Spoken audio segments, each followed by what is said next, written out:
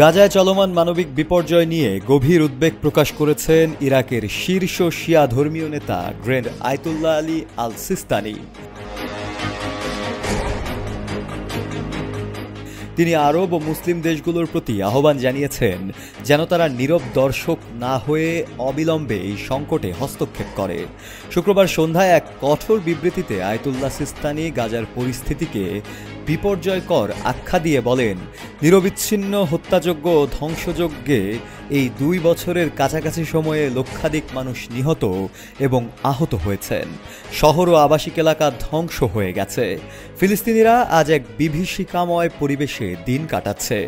তিনি আরও বলেন, গাজায় দুর্ভিক্ষ চরম পর্যায়ে পৌঁছেছে। ক্ষুধা ও বঞ্চনার প্রভাব থেকে কোনো শ্রেণী ও বয়সের মানুষই রেহাই পাচ্ছে না। ইসরায়েলি বাহিনীর কর্মকাণ্ডের নিন্দা জানিয়ে আয়াতুল্লাহ আলী সিস্তানি বলেন, ফিলিস্তিনি জনগণকে উৎখাত করতে ইসরায়েলি দখলদার বাহিনী যে নৃশংসতা চালাচ্ছে তা নতুন কিছু নয়। তিনি এই হামলাকে অমানবিক বর্বরতা হিসেবে অভিহিত করেন। এই সংকটে আন্তর্জাতিক সম্প্রদায়, বিশেষ করে আরব ও মুসলিম দেশগুলোর দায়িত্বের কথা স্মরণ করিয়ে দিয়ে তিনি বলেন, এটি আমাদের নৈতিক ও ধর্মীয় দায়িত্ব যে তারা এই মহামানবিক বিপর্যয় চলতে দেবে না। শফি আল মাওলা, কালের কণ্ঠ।